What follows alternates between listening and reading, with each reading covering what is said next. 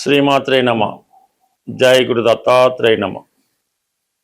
ఈ వీడియోలో మనం మకర రాశి వారికి మే 17 నుంచి 23 మధ్యలో జరిగే ఫలితాలు పరిశీలించినప్పుడు మకర రాశి వారికి చతుర్థ స్థానంలోకి కుజగ్రహ ప్రవేశం, అది స్వక్షేత్రం అవటం వల్ల ఈ రాశి వారికి రుచిక మహాపురుష యోగం అనే పంచమహాపురుష యోగం జూన్ 20వ తారీఖు వరకు ఏర్పడడం జరిగింది. ఏదైనా గ్రహం, అది శుభుడైనా పాపుడైనా, ఒక ప్రత్యేకమైనటువంటి యోగంలో ఉన్నప్పుడు ఆ గ్రహం తన యొక్క కారకత్వాల ద్వారా మంచి ఫలితాలు ఇవ్వడం జరుగుతూ ఉంటుంది. మరి కుజుడు భూకారకుడు, అన్నదమ్ములకి కారకుడు, ఉద్యోగానికి కారకుడు.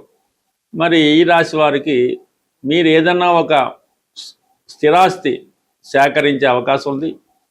మీ పెద్దవారి పేరుతో ఉన్నటువంటి స్థిరాస్తి మీ పేరును రావడం కానీ, ఆస్తి పంపకాల ద్వారా మీ స్థిరాస్తి మీకు స్వాధీనం అవడం కానీ జరిగే అవకాశం ఉంది.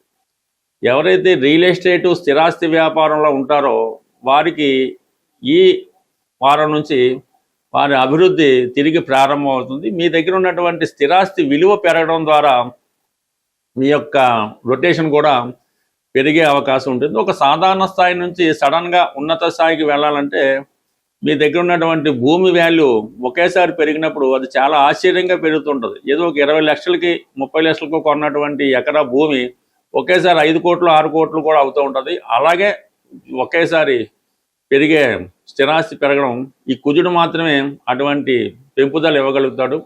అటువంటి స్థితి ఈ మకర రాశి వారికి ఇప్పుడు రావడం జరిగింది. గత కొంతకాలంగా వాళ్ళు ఎదుర్కొన్నటువంటి చాలా సమస్యలకి ఒకేసారి ఈ భూముల ద్వారా మీకు అభివృద్ధి రావడం జరుగుతుంది. ఇది కన్స్ట్రక్షన్ రంగంలో ఉన్న వాళ్ళకి కూడా వర్తించే అవకాశం ఉన్నది. ఇక ప్రధానంగా పంచమ స్థానంలో ఉన్నటువంటి రవి బుధుల యొక్క కలయిక, ఇది ఏర్పడినటువంటి ఈ యోగ ప్రభావం, ఇది బుధాదిత్య యోగం, నిపుణ యోగం. ఇది విద్యార్థులకి చాలా ఉపయోగపడుతూ ఉంటుంది. ఇది ఉన్నత విద్యా అవకాశాల కోసం ఎదురు చూస్తున్న విద్యార్థులకి కంప్లీట్గా మీరు కోరుకున్న కాలేజీలో సీట్ రావడం కానీ, విద్యాపరంగా మంచి గురువు లభించడం ఓకే, విద్యార్థులకు ఓకే. అయితే మీ యొక్క సంతానం దూరం వెళ్ళే అవకాశం ఉన్నది. అష్టమాధిపతిగా ఉన్నటువంటి రవి పంచమ స్థానంలో చేరడం వల్ల మీ పిల్లలకి విదేశంలో సీట్ రావడం కానీ, దూరంగా సీట్ రావడం వల్ల టెంపరీగా వాళ్ళు మీకు దూరం అయ్యే సూచనలు కనబట్టి అది మీకు కొంతవరకు మంచిగానే ఆనందంగానే ఉంటుంది. బట్ ఏదైనా కుటుంబ స్థానంలో ఉన్నటువంటి రాహు కుటుంబ సభ్యుల మధ్య పరస్పర అవగాహన లేకపోవడం, ఏ సమయానికి ఏ అవసరానికి కూడా కుటుంబ సభ్యులు సహకరించకపోవడం జరుగుతుంటుంది.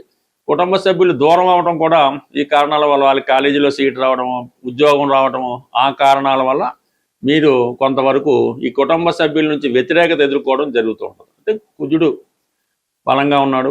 శని భగవానుడు కూడా తృతీయ స్థానంలో కొత్త ప్రయత్నాలు చాలా వరకు ఫలించే అవకాశం ఉంటుంది. ఏదైనా ఒక ఉద్యోగం ద్వారానో ఒక మిత్రుడి ద్వారానో కొంతవరకు మీకు సహకారం లభిస్తూ ఉంటుంది. అంటే శని ఎప్పుడైనా ఒక ఫలితాన్ని ఇచ్చినప్పుడు అది ఇమీడియట్గా కుజుడు ఇచ్చినంత తొందరగా ఇవ్వడం, చాలా నిదానంగా ఆలస్యంగా చివరి నిమిషంలో ఇవ్వడం జరుగుతుంటుంది. కాబట్టి ఈ విధంగా మాత్రం కంప్లీట్గా మీకు ఒక ప్రయత్నం మాత్రం నెరవేరుతుంది. స్థిరాస్తి సంబంధించిన విషయాల్లో ఉన్నటువంటి సమస్యలు పరిష్కారం అవుతాయి. అయితే దగ్గర బంధువులతో కంప్లీట్గా విరోధాలు రావడం జరుగుతూ ఉంటుంది. 6వ స్థానంలో శుక్ర గురువుల యొక్క సంచారం ఈ స్థిరాస్తి పంపకాల విషయంలో అయితేనే, మిగతా విషయాల్లో అయితేనే దగ్గర బంధువులతో విభేదాలు చాలా ఎక్కువగా ఉంటాయి. ఏదో రకంగా స్త్రీలతో విరోధం అన్నది మీకు బాగా ఇబ్బంది కలిగించే అవకాశం ఉంది. కాబట్టి సాధ్యమైనంత వరకు బంధువులతో సామరస్య ధోరణిలోనే వెళ్ళడం మంచిది. అంటే ఎటు నుంచి ఎటు వచ్చినా మీదే తప్పుగా చిత్రీకరించడం జరుగుతుంది. కాబట్టి ఈ విషయంలో జాగ్రత్త పడడం మంచిది. జ్యోతిష శాస్త్ర ప్రకారం ఒకరి యొక్క జన్మ రాశిలో వారు పుట్టినప్పుడు ఉన్నటువంటి గ్రహస్థితిని అనుసరించి ఏ గ్రహం పుట్టినప్పుడు బలంగా ఉంటుందో జాతకుడు ఆ రంగంలో స్థిరపడడం, అభివృద్ధి చెందడం జరుగుతూ ఉంటుంది. ఉదాహరణకి సూర్య భగవానుడు బలంగా ఉంటే ప్రభుత్వ అధికారులుగా, రాజకీయ నాయకులుగా రాణించడం జరుగుతూ ఉంటుంది. అదే కుజుడు బలంగా ఉన్నప్పుడు మిలిటరీ, సైన్యం, పోలీసు, ధైర్య సాహసాలతో కూడుకున్న వృత్తుల్లో ఎక్కువగా స్థిరపడడం జరుగుతూ ఉంటుంది. అలాగే గురువు బలంగా ఉన్నప్పుడు విద్యా సంబంధించినవి, బ్యాంకింగ్ రంగాలు, ఫైనాన్సు, అలాగే పౌరోహిత్యం, ఆధ్యాత్మిక వృత్తులు, సాంప్రదాయ వృత్తుల్లో బాగా రాణించడం జరుగుతూ ఉంటుంది. అయితే మనకి ఏ గ్రహం బలహీనంగా ఉంటుందో ఆ కారకత్వాల్లో బలహీనం అవడం జరుగుతూ ఉంటుంది. సాధారణంగా ఒక వ్యక్తి, ఒక మనిషి, మగవాడు కావచ్చు, ప్రస్తుతం అమ్మాయిలు కూడా కావచ్చు, వారి జీవితంలో కుజుడు బలంగా ఉంటేనే వారి జీవితంలో వైవాహిక జీవితం బాగుంటుంది, ఉద్యోగం సమర్థవంతంగా నిర్వహిస్తాడు, అలాగే సంతానం విషయంలో అనుకున్న సమయానికి సంతానం కలుగుతారు, అలాగే వారి జీవితంలో పుత్ర సంతానం కలగాలన్నా, కంప్లీట్గా సొంత గృహం ఏర్పడాలన్నా, స్థిరాస్తి సంపాదించాలన్నా, చాలా షార్ట్ పీరియడ్లో ఉన్నత స్థాయి సాధించాలంటే కుజుని యొక్క బలం తప్పనిసరి. అందుకని కుజుడిని స్ట్రెంత్ చేసుకోవాల్సి ఉంటుంది. అది ఎప్పుడు ఏదైనా ఒక గ్రహం ఈ గోచార రీత్యా స్వక్షేత్రంలోకి ఉచ్చులోకి వచ్చినప్పుడు ఆ గ్రహాన్ని ఆరాధించడమో, ఆ గ్రహానికి సంబంధించినటువంటి దేవతని ఆరాధిస్తే ఆ గ్రహం మనకి తొందరగా ఫలితాన్ని ఇవ్వడం జరుగుతూ ఉంటుంది. ఇప్పుడు ఈ కుజుడు ఈ జూన్ నెల 20వ తారీఖు వరకు స్వక్షేత్రంలో ఉచ్చలో, అంటే మూల త్రికోణంలో ఉంటాడు. అంటే ఉచ్చలో ఉండడు, మూల త్రికోణంలో ఉండడం వల్ల కుజుడు బలవంతుడై ఉంటాడు.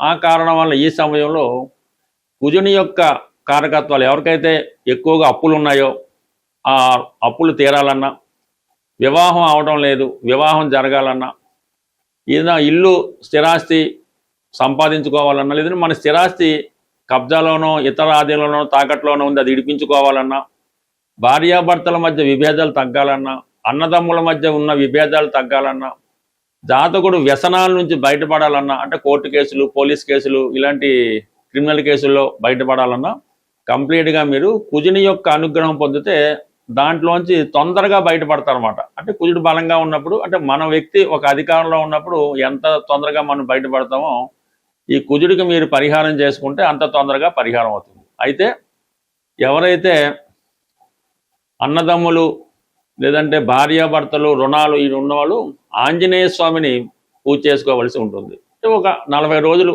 టైం తీసుకోండి. ప్రతిరోజు హనుమాన్ టెంపుల్కి వెళ్ళండి, హనుమాన్కి 5 ప్రదక్షిణలు చేయడం, సింధూరం తిలకంగా ధరించడం, హనుమాన్ చాలీసా పారాయణ చేయడం, అలాగే రామనామ స్మరణ చేయడం వల్ల తొందరగా మీరు ఫలితాన్ని పొందగలుగుతుంటారు. అయితే సంతానం కలగడం లేదు, పెళ్ళి ఆలస్యం అవుతుంది, కొన్ని వాటికి సుబ్రహ్మణ్య స్వామి ఆరాధన. ఈ సుబ్రహ్మణ్య స్వామి వారి ఆరాధన ఎలాగంటే ఇంచుమించు రోజు వెళ్ళొచ్చు, మంగళవారాలు చేసుకోవచ్చు. స్వామికి బెల్లం పానకం, తేనె, చెరకు రసం వీటితో అభిషేకం చేయడం వల్ల తొందరగా స్వామి యొక్క అనుగ్రహం రావడం జరుగుతుంది. అంటే ఈ సుబ్రహ్మణ్య స్వామి తను ప్రేమించిన అమ్మాయి కోసం ఈ సర్పంగా మారడం, అది స్టోరీ అది ఉంటుంది. అందుకనే సర్పాన్ని, సుబ్రహ్మణ్య స్వామిని సర్పం రూపంలో ఆరాధించడం కూడా పెద్దలు చెప్తూ ఉంటారు. కాబట్టి ఈ సుబ్రహ్మణ్య స్వామిని ఆరాధించాలంటే మీరు జంట పావులను ఆరాధించవచ్చు, నిజంగా స్వయంభూగా వేసినటువంటి పాము పొట్టలను కూడా పూజ చేసుకోవడం ద్వారా మీకు ఈ పరిహారం అవుతుంది. మీకు హైదరాబాద్లో ఆంజనేయ స్వామి టెంపుల్స్లో కన్మన్ ఘాట్ హనుమాన్ టెంపుల్ అన్నది చాలా పవర్ఫుల్. మీరు ఏ ప్రాంతంలో, ఉభయ రాష్ట్రాల్లో, భారతదేశంలో ఎక్కడున్నా మీ కోరిక తీరాలంటే కంపల్సరిగా కన్మన్ ఘాట్ హనుమాన్ని మీరు ఒకసారి దర్శనం చేసుకోవడం వల్ల మీ సమస్య అన్నది కంప్లీట్గా సాల్వ్ అవుతుంది.